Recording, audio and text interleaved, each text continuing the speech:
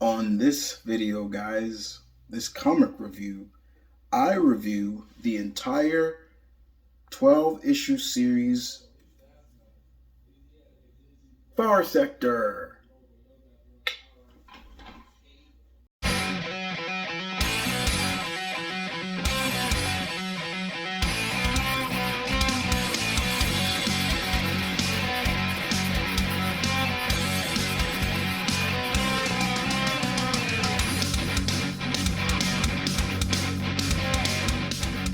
What is good, guys? M.V.K here, back again. How's everybody doing? And today on this comic review, I have finally finished reading the entire 12-part series, Far Sector, as you can see here. Quite a very, very interesting book to read, and I'm glad I picked it up. I wanted to pick it up in single issues, but I decided to wait till it came out in trade, and I got it. And it took me a while to finish reading it because every time I started, something came up, I stopped, something came up, trying to finish it. But I was able to finish it, and we're going to talk about this. So let's talk about this, shall we? So first and foremost, guys, I have to say, without a shadow of a doubt, I am in love with Sojourner Mulligan. Yeah, let me make sure I get her name right. Green Lantern. I might have to change my list, fix my list up for when I ranked all the Earthling Green Lanterns.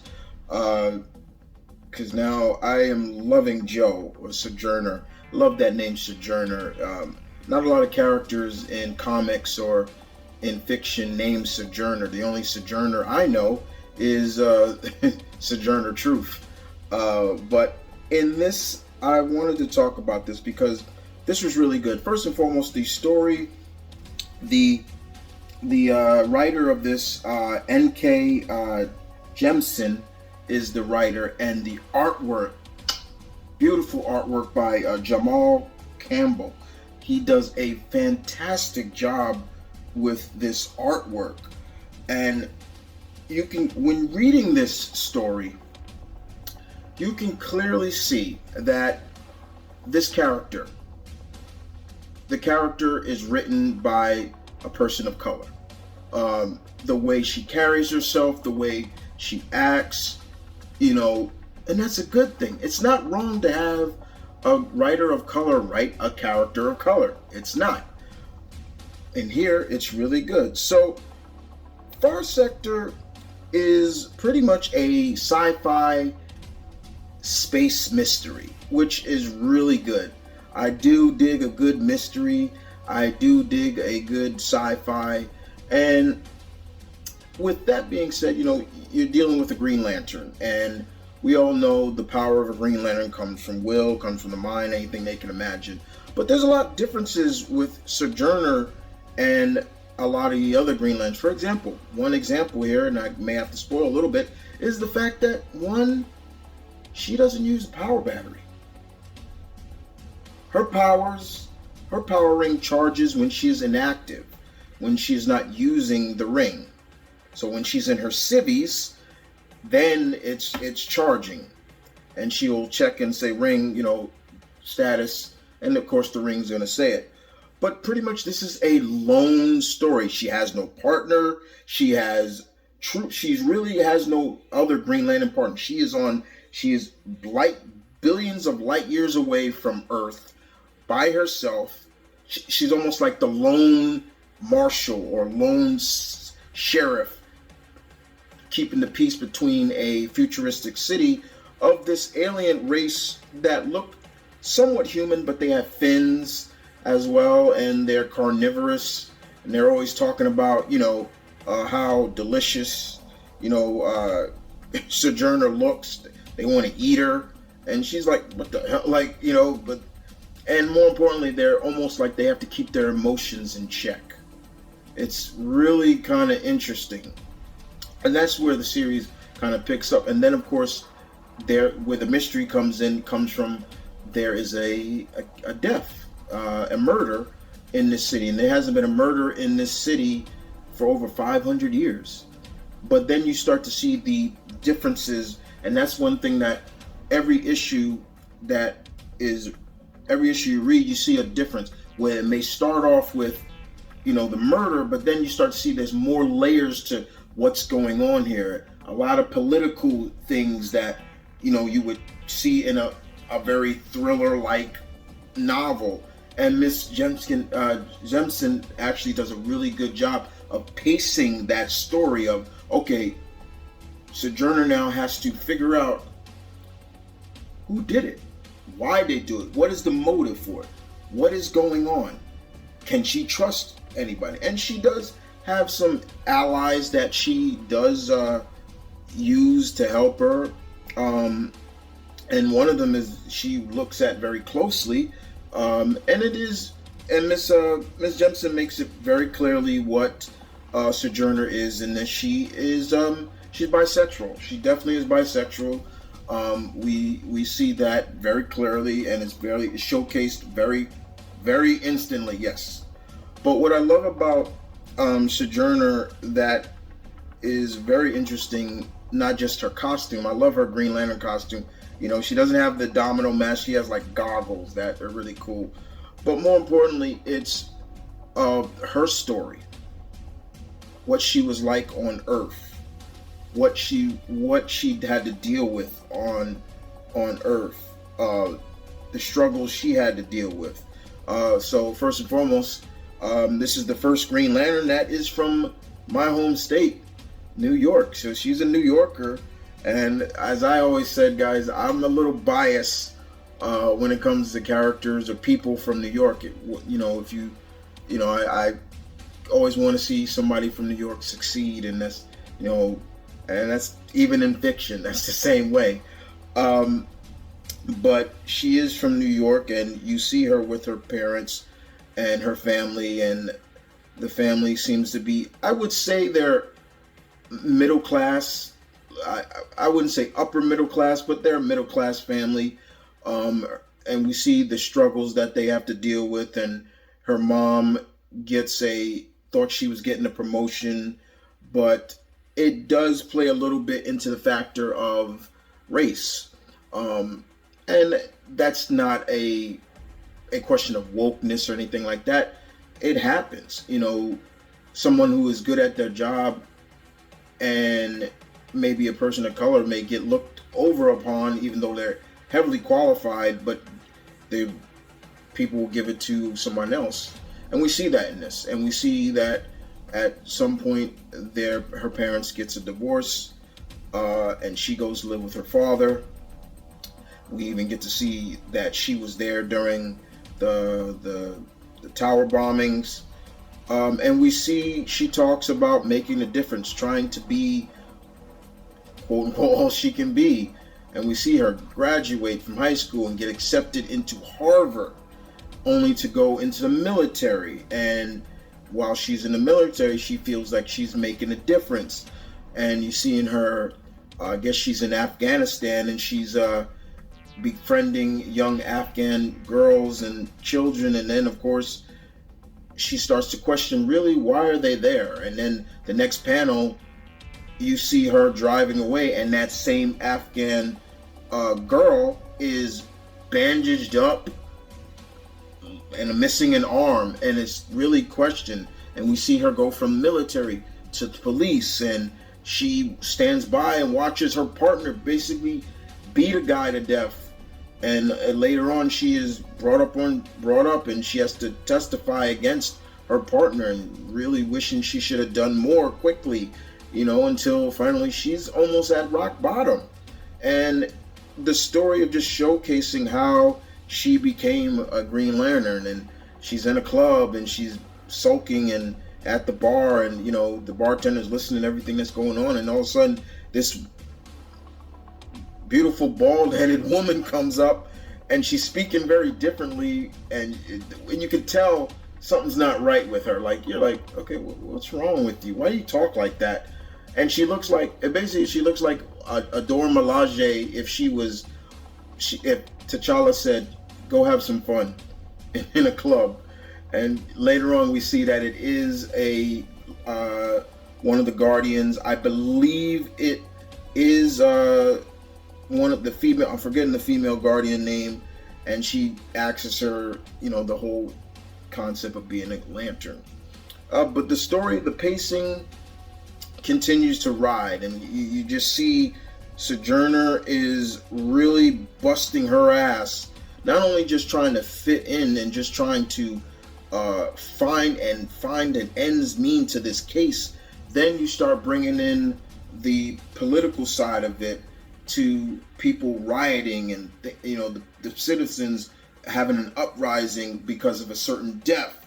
And then of course we bring in, there is a drug use in this planet. There's a drug on here that really plays with people. They call it switch off, and it really messes with your emotion, and a lot of people are against it, and some are willing like it because it allows them to fulfill their pleasures and stimulants, and of course emotion. There's the whole concept of emotion is really big in this story, and like I said, it's a whole concept of one hope, but Sojourner trying to figure out who can she trust and things like that, and it's really just spot on. Another thing that's really interesting is, like I said, Sojourner.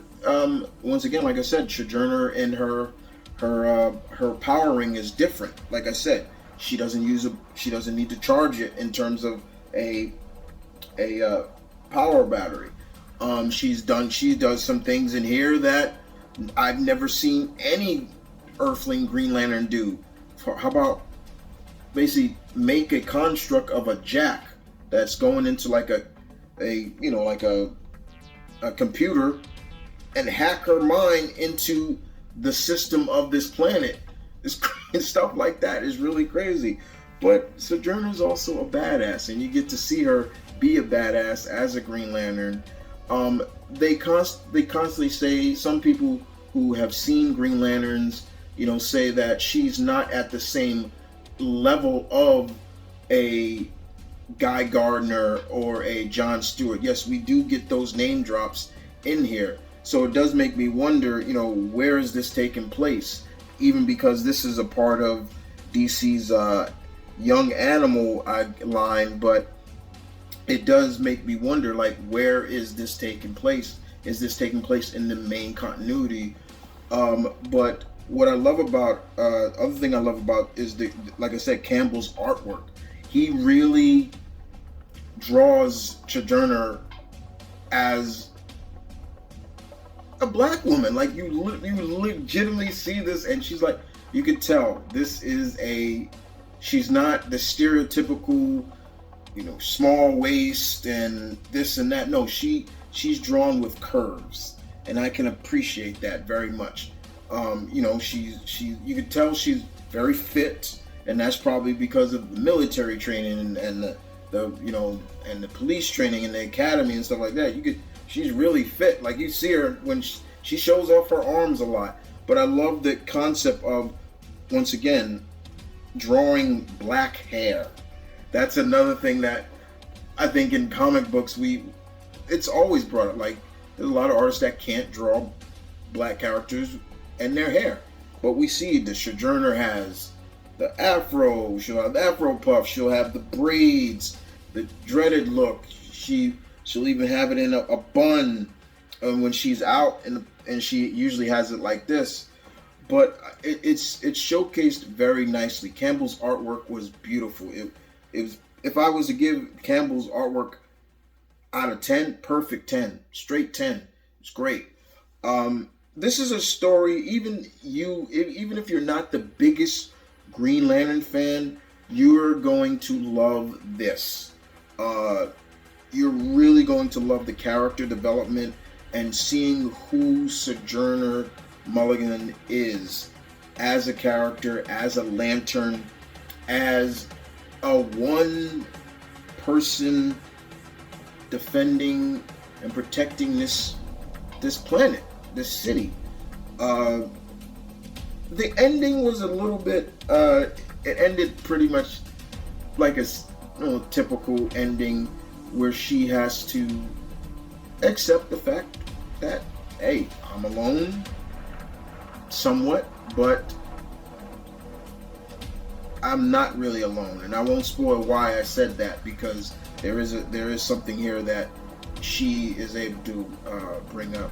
I love her little sidekick in this, who's kind of like an AI system called Chaz, and she's really like, she always be, she'll talk to her, Sojourner will talk to her, and she's like, yeah, you got it, boss. And she's really into like Earthling memes and learning all about Earth like movies and all this other stuff. Is really cool to see. But overall, Far Sector was really good. I really enjoyed this.